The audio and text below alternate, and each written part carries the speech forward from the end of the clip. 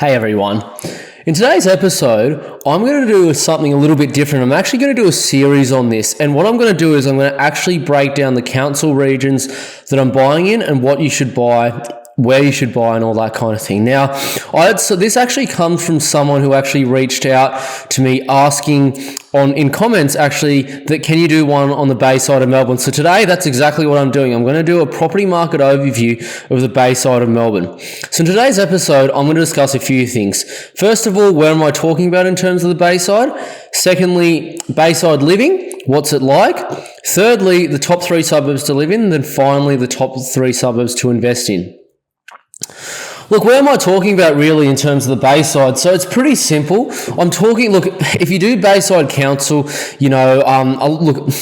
of the Bayside Council really will come up as, pretty much just along the Bayside from Brighton kind of to Beaumaris and Mentone. But I'm talking kind of right from sort of Elwood out to probably Bentley East, along sort of to Oakley, then sort of right down to sort of Heatherton, Mentone, Mordialloc, there. I'd argue that's the Bayside of Melbourne, really. So that's what I'm talking about. It's just circled here, as you can see in the image. So that's where the Bayside is in terms of this video.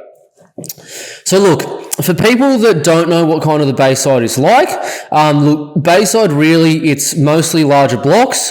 When I say larger blocks, most homes here are on 500 metres or so squared plus. If you're in Elwood or a little maybe Caulfield, the Caulfield's not really the Bayside, but maybe like Elwood or Ripponlea or somewhere like that, they do tend to be a little bit smaller, but not much. You do get blocks, in Cheltenham, right up to like 650, 700 metres squared quite regularly, so that's not uncommon. Obviously, the Bayside, one of the good things about it is you've got the beaches, you've got good public and private schools in the Bayside, so look, obviously, you've got McKinnon Secondary, which is very well known. I'd argue McKinnon is in the Bayside. It's very close to Brighton and Bentley. So that's one of the good public schools. You've also got good other private schools. So some around Brighton, and also Beaumaris has a few as well. Good proximity to jobs. Look, you've got obviously the city not far, the inner east not too far, South Melbourne's not too far. And you've also got smaller business parks out there, and Clayton is both mixed, so it's both blue and white collar industry.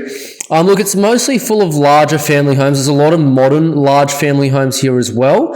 So that is typical of the Bayside. You've got quite strong demographics here. So the closer you probably go to the city in terms of the Bayside, the better the demographics are. But you've got developing demographics on the lower end of the Bayside as well. So it's mixed of older and newer money.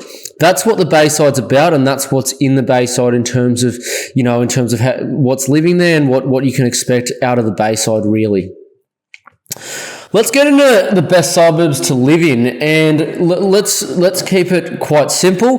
I'm not talking about basically in terms of investment, in terms of rental yield. This is if you're going to buy to live in and for livability. So obviously the yields on a lot of these won't be as high as the others I would say to invest in, but your capital growth of these would be exceptional. So I should mention that. So if it's someone with, a budget of probably 4 or 5 million plus, and you only want to spend half your budget and leave a bit left over, these are great suburbs to buy in. And the first suburb I'm going to mention is BlackRock. Now, it's not the company BlackRock in America, it's a suburb of BlackRock. So look, for those that don't know, BlackRock is sort of on the southern side of the Bayside Peninsula. It's basically right between Sandringham and Beaumaris. It's a smaller suburb. Basically, it's almost entirely by the water. It is entirely by the water, but it's a small suburb that basically most pockets are only a few blocks from the water. But this is just the overview look of BlackRock. Look, the hills and they've got smaller cliff faces up towards here as well, but it's absolutely beautiful. And you got places here selling for literally $8 million, $10 million sometimes, but really good suburb to buy in. Like if you had a $2.5 million budget, you can buy in a couple of streets back from the actual water there, and it's a really, really good place. I've even seen places that are solid as a rock sell for like $2 million in BlackRock, so it's a really, really nice suburb, great one to consider. It's in a very exclusive pocket as well, and as you can see just here, Neighbourhoods, there's an air of exclusivity in Blackrock. That's just off Domain, so that's just an article there. So that describes it pretty well. There's a very well-known yacht club there, very strong demographics, quite close to a lot of good schools as well. And there's a very sort of community vibe there as well, should I say. So that's just something to consider in terms of Blackrock there. Let's get into another suburb. And the next suburb I'm going to mention is a suburb called Hampton. Now, for those that don't know where Hampton is, it's basically Brighton's southern neighbour. Beautiful suburb again. You have some very expensive places along here, but I mean, if you like being close to where everything's at, but not exactly the same hustle and bustle, Hampton's a great suburb for that. It's a beautiful peninsula as well, as you can just see with the overview of Hampton here along Beach Road there as well. You can see how nice the houses are. They're massive too.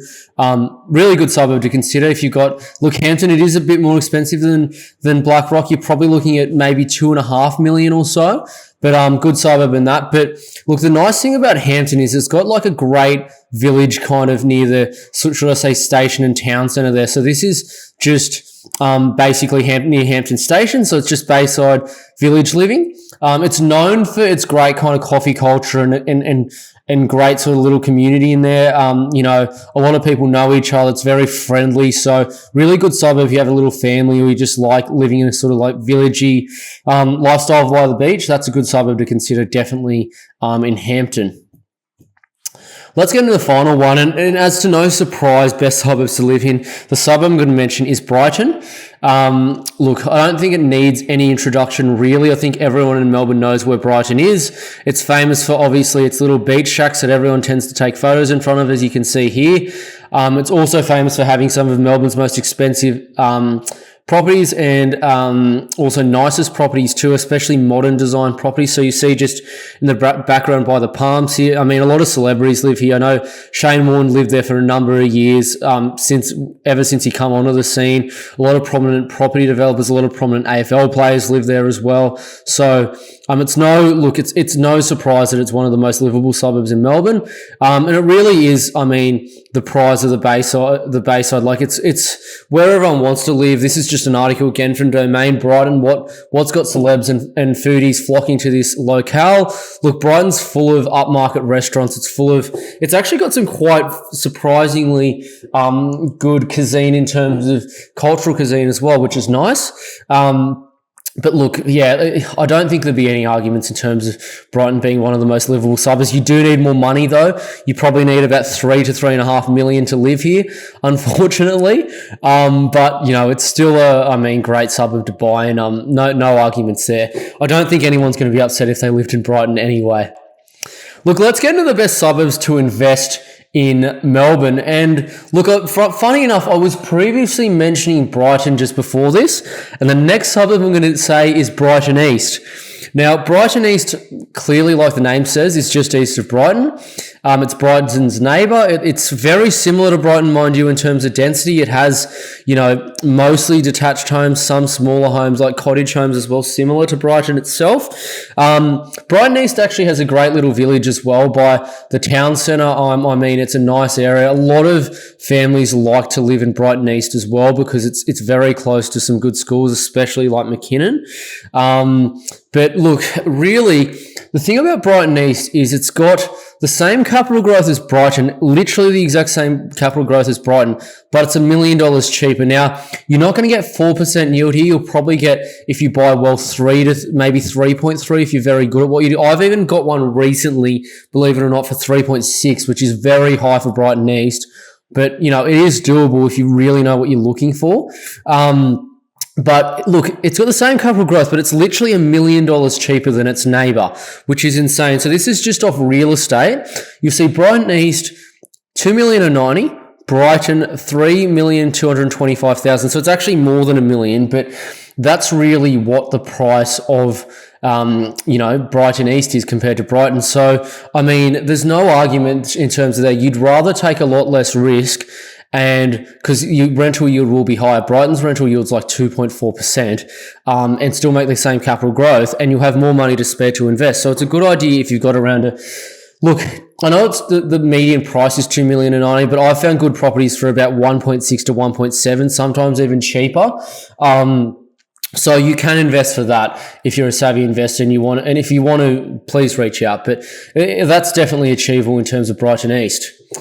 Look, let's get into the next suburb. And funny enough, it is basically right next to Brighton East, and that suburb is Bentley. So for those that don't know Bentley, look, it's basically just east of Brighton East. It's a fairly, I'd say, upper middle class kind of suburb. It does feel like the Bayside and kind of like the inner east of Melbourne at the same time, which is funny.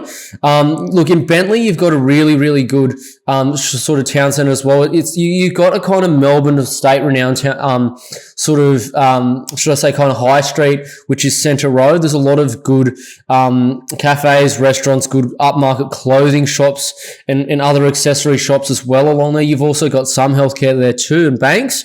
So that's what Bentley does have.